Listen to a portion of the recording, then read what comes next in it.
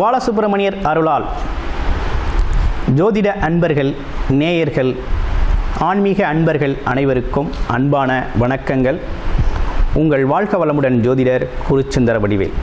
இந்த மாத பலன்கள் அப்படிங்கிற ஒரு விஷயத்தை நம்ம தொடர்ச்சியாக பார்க்குறோம். அது இல்லாமல் கிரக பெயர்ச்சி பலன்களும் நம்ம பார்த்துக்கிட்டு இருக்கோம். அந்த வகையில் பார்த்தோம்னா இந்த ஆடி மாதம் அப்படிங்கிற ஒரு விஷயத்தை நம்ம பார்க்க போகிறோம். இந்த ஆடி மாதம் அப்படிங்கிறது எப்படி இருக்குது, என்ன மாதிரி விஷயங்கள் கலந்ததாக இருக்குது அப்படின்னு பார்த்தோம்னா, ஆடி மாதம் அப்படிங்கிறது பார்த்திங்கன்னா உத்திரையான காலம் முடிஞ்சு தட்சிணையான காலத்தின் ஆரம்பம் அப்படின்னு சொல்கிறது. அந்த வகையில் பார்த்திங்கன்னா இறை வழிபாட்டு மாதம், அம்மன் அருளை பெறக்கூடிய ஒரு மாதம், அம்பாள் வழிபாடு அப்படிங்கிற ஒரு விஷயத்தை சிறப்பாக செய்யக்கூடிய ஒரு மாதமாகவும் இருக்குது.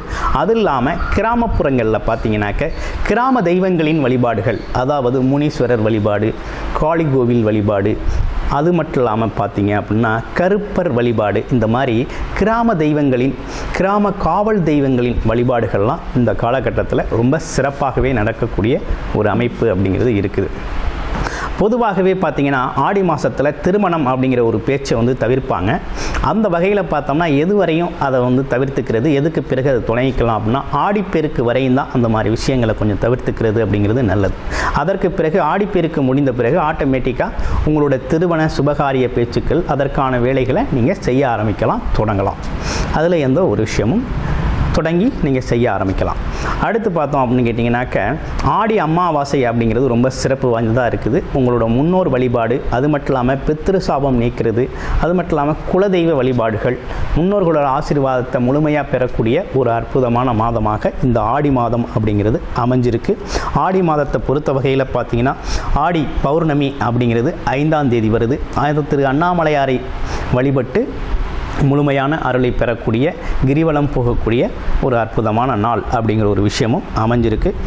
இந்த விஷயத்தை பொறுத்த வகையில் பார்த்தீங்க அப்படின்னு கேட்டிங்கனாக்க ஆடி மாதத்தின் சிறப்புகள் அப்படிங்கிறது இவ்வளவு தான். ஆடி தபசு அப்படிங்கிற ஒரு விஷயமும் வருது. அதுவும் ஒரு வழிபடக்கூடிய ஒரு அற்புதமான நாள் தான். ஓகேங்களா? அடுத்து பார்த்தோம்னா இப்போ ஆடி மாதத்தில் ஒவ்வொரு ராசிக்கும் எப்படி இருக்கும் அப்படிங்கிறத விரிவாகவும் தெளிவாகவும் பார்க்க போகிறோம், நட்சத்திர பலன்களோட. அதில் உங்கள் ராசிக்கு எப்படி இருக்குங்கிறத, விருச்சிக ராசி நேயர்களுக்கு இந்த ஆடி மாதம் எப்படி இருக்க போகுது அப்படிங்கிறத பார்க்குறோம். உங்களுடைய ராசிநாதன் சொல்லக்கூடிய செவ்வாய் பகவான் இதுவரையும் 6ஆம் இடத்துல இருந்தார். கடன், பகை, நோய், எதிரிஸ் அப்படின்னு சொல்லக்கூடிய சத்ருஸ்தானத்தில் இருந்து வந்த ஒரு நிலை அப்படிங்கிறது இருக்குது. சத்ருஸ்தானத்தில் இருந்ததுனால என்ன நடந்துச்சு அப்படின்னா, வேலை இல்லாதவங்களுக்கு கொஞ்சம் வேலை கிடச்சிது. அதே நேரத்தில் வேலை பார்த்துக்கிட்டு இருக்கவங்க வேலை சூழலில் சிறு வாக்குவாதங்கள் வரக்கூடிய அமைப்பும் போனது. அடுத்து பார்த்தோம்னா கடன் கேட்ட இடத்துலலாம் கடன் கிடைச்ச ஒரு அமைப்பு அப்படிங்கிறது உண்டு. ஆனால் இருந்தாலும் வாக்குவாதம், சண்டை, தொந்தரவு அப்படிங்கிற ஒரு விஷயமா அந்த காலகட்டத்தில் போகும், கண்டிப்பாக போகும். ஏன்னு கேளுங்க, ராசிநாதன் 6ஆம் இடத்துல, அதுவும் செவ்வாய் பகவான் உங்களுடைய ராசிநாதனாக இருந்து 6ஆம் இடத்துல இருக்கிறதுனால என்ன நடக்கும்னா, கணவன் மனைவி தகராறு அப்படிங்கிற விஷயம்லாம் கடந்த வாரத்தில் வந்துருச்சு. அது மட்டும் இல்லைங்க, நண்பர்கள் பிரிவினை ஏற்பட்டது. அடுத்து குடுக்கல் வாங்கல் பிரச்சனை, அப்புறம் கடன் கேட்ட இடத்துல கடன் கிடைக்கல அப்படிங்கிற மாதிரி மனஸ்தாபங்கள். ஆமாம், வேலையில் வாக்குவாதம், ஆமாம், வேலை சூழல் சரியில்லாமல் இருக்கிறது, இப்படிப்பட்ட விஷயங்கள்லாம் நடந்தது. ஆனால் இப்போ ஒரு விஷயம் மாற்றம் ஏற்பட்டிருக்கு. 7ஆம் இடத்துக்கு வரார் ராசிநாதன். 7ஆம் இடத்துக்கு வர்றது மட்டும் இல்லாமல் தனக்காரகன் குரு 2ஆம் அதிபதி கூட சேர்ந்துருக்கிறார். அப்போ என்ன நடக்குது அப்படின்னா, இந்த காலகட்டத்தில் வருமானம் அப்படிங்கிற ஒரு விஷயத்துக்காக அதிகப்படியான ஓடக்கூடிய ஒரு அமைப்பு இருக்குது. வருமானம் அப்படிங்கிற ஒரு விஷயத்தை அதிகரிக்கணும் அப்படிங்கிற ஒரு அமைப்பு அப்படிங்கிறது இருக்குது. கண்டிப்பாக வருமானத்தை அதிகரித்தே ஆகணும் அப்படிங்கிறதுக்கான முயற்சி அப்படிங்கிறது இந்த காலகட்டத்தில் நீங்கள் எடுப்பீங்க. ஆமாம், தனலாபம் அப்படிங்கிறது, வருமானம் அப்படிங்கிறது கண்டிப்பாக வரும். அப்போ என்ன நடக்குது அப்படின்னு பார்த்தோம்னா, உங்களுடைய ஒரு ராசிநாதன் 7ஆம் இடத்துல இருக்கிறதுனால ஒற்றுமை, ஒற்றுமை, நண்பர்களோட ஒற்றுமை ஏற்படும். பிறந்து சென்ற கணவன் மனைவிகள் பேச்சுவார்த்தையில் சரியாயிருவாங்க. மனஸ்தாபத்தில் இருந்தவங்களாம் சரியாயிருவாங்க. ஆமாம், போட்டி பந்தயங்களில் கலந்துக்கக்கூடிய ஒரு அமைப்பு அப்படிங்கிறதெல்லாம் உண்டு. திடீர் தனலாபம் வரக்கூடிய ஒரு அமைப்பு அப்படிங்கிறது ஏற்பட்டிருக்கு. நிலம் சார்ந்த தகராறுகள்லாம் கொஞ்சம் சரியாகும், பேச்சுவார்த்தையிலே தீர்வாகும். பங்கு பிரிக்கிறது, போக்குவரத்து, இந்த மாதிரி விஷயங்கள்லாம் கொஞ்சம் பேசி சுமூகமாக முடிச்சுக்கலாம். ஆமாம், குருமார்களோட சந்திப்பு உண்டு. குலதெய்வ கோயில் வழிபாடு அப்படிங்கிற ஒரு விஷயம்லாம் இந்த காலகட்டத்தில் உங்களுக்கு சிறப்பை தரும். ஆடிப்பெருக்குக்கு பிறகு திருமண ஏற்பாடுகள் சம்மந்தப்பட்ட விஷயங்களை பேசலாம் அப்படிங்கிற ஒரு அமைப்பு அப்படிங்கிறது உண்டு. அடுத்து பாருங்கள், 9ஆம் இடத்துல சுக்கிரன், அதாவது 7க்குடையவன் 9ல் இருக்கிறாரு. அப்போது பாக்கியஸ்தானத்தில் இருக்கிறாரு. அப்போ தந்தை வழி சார்ந்த விஷயங்கள், தந்தை சார்ந்த உறவுகள் பார்த்திங்கன்னா உங்களுக்கு உதவிகரமாக இருக்கக்கூடிய ஒரு அமைப்பு தான் ஏற்பட்டிருக்கு. அப்போ சுக்கிரன் சூரியன் இணைவு 9ஆம் இடத்துல, அப்போ அப்பா வகையிலையும் உங்களுக்கு உதவி கிடைக்கும், மனைவி வழியிலையும் உதவி கிடைக்கக்கூடிய ஒரு அமைப்பு அப்படிங்கிறது ஏற்பட்டிருக்கு. அதே நேரத்தில் வெளிநாடு போகணும்னு திட்டமிட்டிருந்தீங்கன்னா கண்டிப்பாக வெளிநாடு போகலாம். படிப்பதற்காக வெளிநாடு போகிறவங்களும் இந்த காலகட்டத்தில் போகலாம். அதே நேரத்தில் வேலைக்காக வெளிநாடு போகணும்னு முயற்சி பண்ணவங்களும் அந்த காலகட்டத்தில் வெளிநாடு போகக்கூடிய ஒரு அமைப்பு அப்படிங்கிறது ஏற்பட்டிருக்கு அப்படின்னு சொல்லணும். 11க்குடையவன் 10ல் இருக்கார் தொழில்.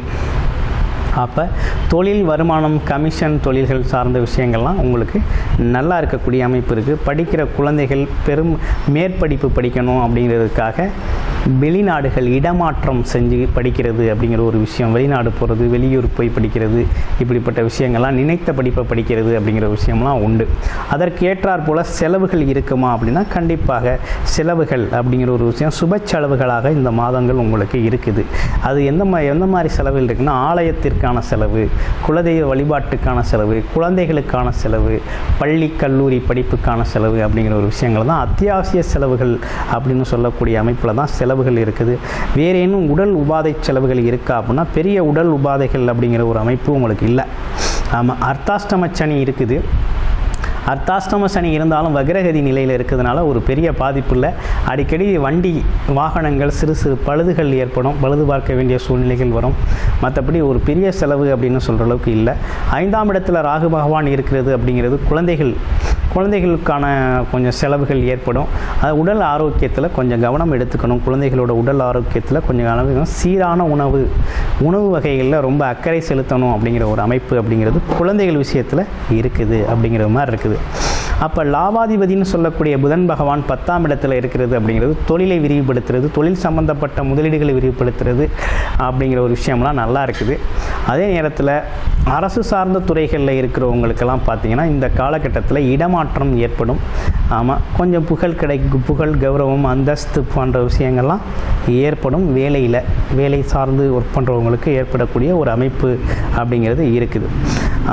குறிப்பாக இப்போ விருச்சிக ராசி அன்பர்களை பொறுத்த வகையில் வெளிநாடு வெளியூர் போய் தான் வேலை பார்க்கணும்னு முயற்சி செஞ்சவங்களுக்கு கண்டிப்பாக இந்த மாதத்தில் அந்த பாக்கியம் அப்படிங்கிறது ஏற்படுது. வெளிநாடு போகக்கூடிய அமைப்பு அப்படிங்கிறது ஏற்படுது. குருமார்களோட சந்திப்பு அப்படிங்கிறது உங்களுக்கு ஏற்படுது. இந்த காலகட்டங்கிறது உங்களுக்கு உகந்த காலகட்டம் தான். வாழ்க்கையை முன்னோக்கி நகர்த்துறதுக்கான காலகட்டம் தான். விருச்சிக ராசியை பொறுத்தவரை ரொம்ப பாதிப்படைஞ்சாச்சு. கடந்த காலங்களில் அர்த்தாஷ்டம சனி பாதிப்பு, அதே இடத்துல 5ஆம் இடத்துல இருக்க ராகுவோட பூர்வ புண்ணியஸ்தானம் கெட்டுப்போன பாதிப்பு, அம்மா அப்பா குழந்தைகளோட ஒன்றா இருக்க முடியாத ஒரு சூழ்நிலை, இதெல்லாம் ஏற்பட்ட காலம்.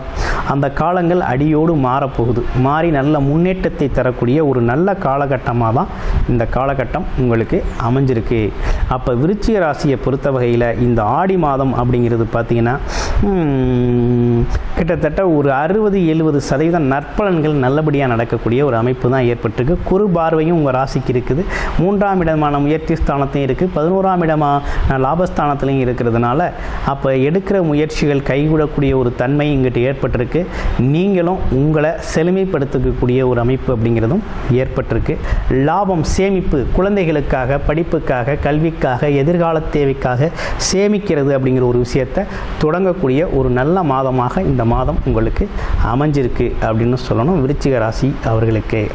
இப்போ உங்களுடைய ஜிய சாதகத்தில் ராசி என்ன, லக்கணம் என்ன, நட்சத்திரம் என்ன தசாபுத்தி அமைப்புகள் நடக்குது அப்படிங்கிறத முழுமையாக பார்த்துக்கிட்டு அதற்கு ஏற்றாற்போல் நம்ம கோச்சார பலன்களோட ஒப்பிட்டு பாருங்கள். என்ன செய்யலாம், என்ன செய்யக்கூடாதுங்கிற தெளிவு அப்படிங்கிறது தெளிவாக கிடைக்கும். உங்களுடைய ஜியசாதகத்தில் தசாபுத்தி அமைப்புகளை நீங்கள் குறிப்பாக பார்த்துக்கணும். அதை பார்த்து தான் பலன்களை எடுத்துக்கிட்டிங்கன்னா தான் உங்களுக்கு எது இந்த காலகட்டத்தில் பொருத்தமாக இருக்குது அப்படிங்கிறத பலனை எடுத்து அதன் மூலமாக அந்த முயற்சி எடுக்கிறது, வெற்றி பெறுறது அப்படிங்கிற விஷயம்லாம் உங்களுக்கு சாதகமாக அமையும். வாழ்த்துக்கள் விருச்சிக ராசி அன்பர்களே.